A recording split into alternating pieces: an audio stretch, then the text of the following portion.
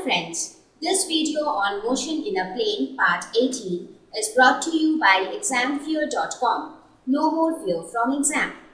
Please make sure that you have watched all the videos from part 1 to 17 before going ahead with part 18.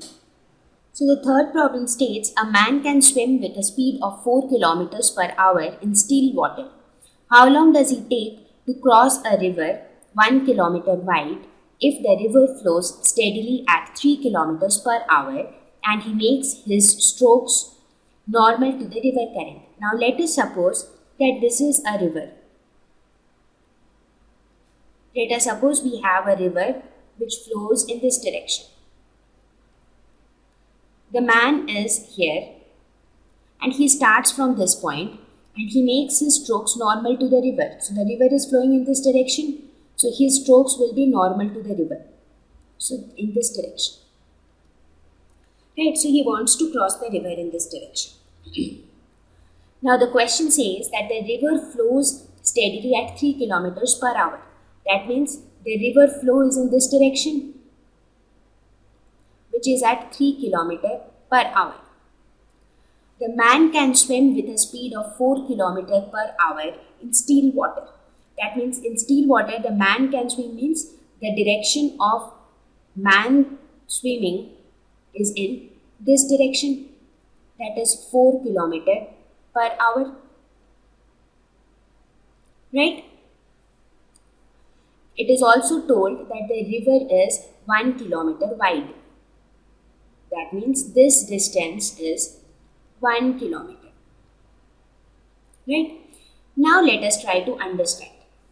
What we will do here is there are two motions which will take place. Now the man will try to move in this direction. But since the river is flowing in this direction, the man will ultimately, even if he is trying to move perpendicular to the river flow, but due to the flow of the river, he will finally reach somewhere at this point.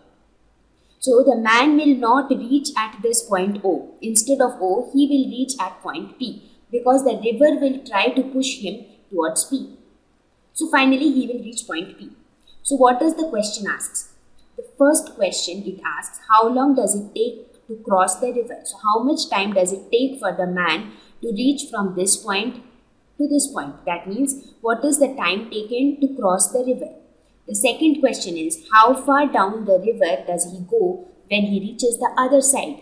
That means when he reaches the other side, how far does he go down the river? That means we have to calculate this distance OP. So what we have to find? The first thing which we have to find is the time taken to cross the river. And the second thing which we have to find is the distance OP. Right? Now let us try to see how do we solve that. Now in order to solve that, what we see, there are two motion which takes place. One along x-axis because the man is moving along x-axis, and the other is along y-axis because he is finally getting displaced along y-axis. And the motion of the river is along y-axis. Now we know that displacement, what is displacement? Or rather what is distance? So displacement is nothing but velocity into time. Right? This is a general formula which we know. Displacement is nothing but velocity into time. Now we will apply this formula along x-axis and again along y-axis. So along x-axis, it would be displacement along x-axis would be equal to the velocity along x-axis into time. Now what is the displacement along x-axis? The displacement along x-axis would be this 1 kilometer because this man is reaching from this bank to this bank. So what is the displacement along x-axis? It is 1 kilometer. What is the velocity along x-axis? Velocity would be the velocity with which the man starts moving. If you see in this diagram, you can see that the velocity along x-axis is 4 kilometers per hour.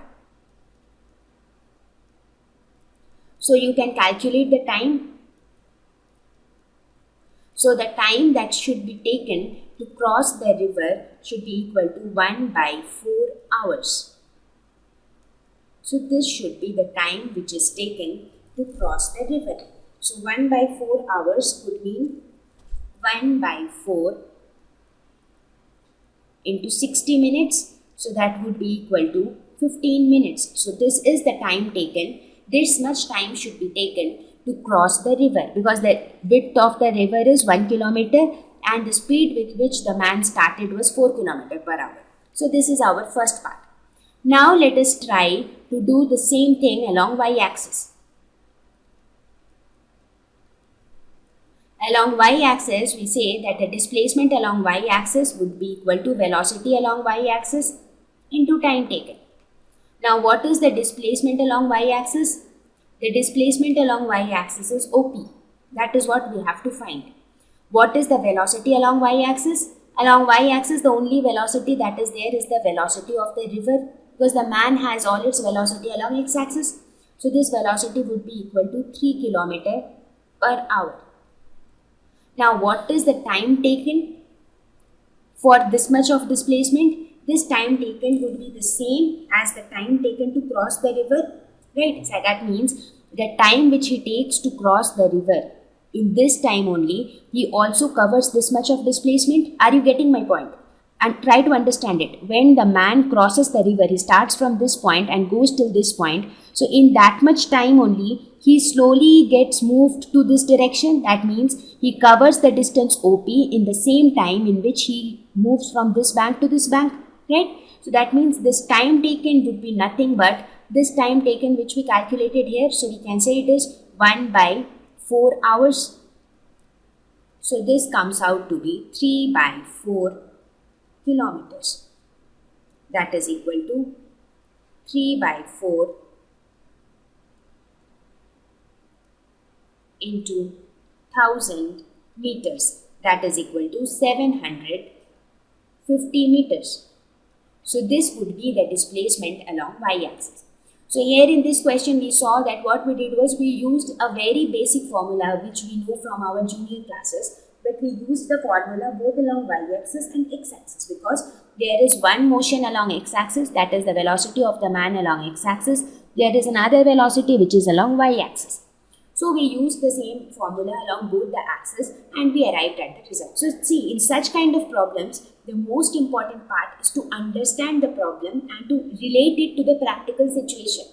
So whenever you read such a question, first of all, you try to visualize the situation in your mind and then draw a rough figure, like how we had drawn this figure here.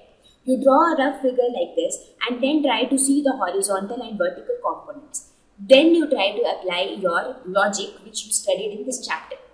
Only then you will be able to arrive at a correct answer. Now that we have looked at few problems, I hope the concept of velocity and acceleration is clear to you. So we will go ahead and we will see motion of a particle. So here in the next topic we will study the motion in a plane with constant acceleration. In this we will evaluate or we will derive the expressions for the motion of the particle. That is, we will derive the equations of motion and we will see whether it is the same or it is somewhat different from what we had studied in motion in one dimension. Thank you. Please visit examfear.com to watch free educational videos, try free online tests, get the best quality study materials, study from the best tutors and mentors, and much more. Thank you once again.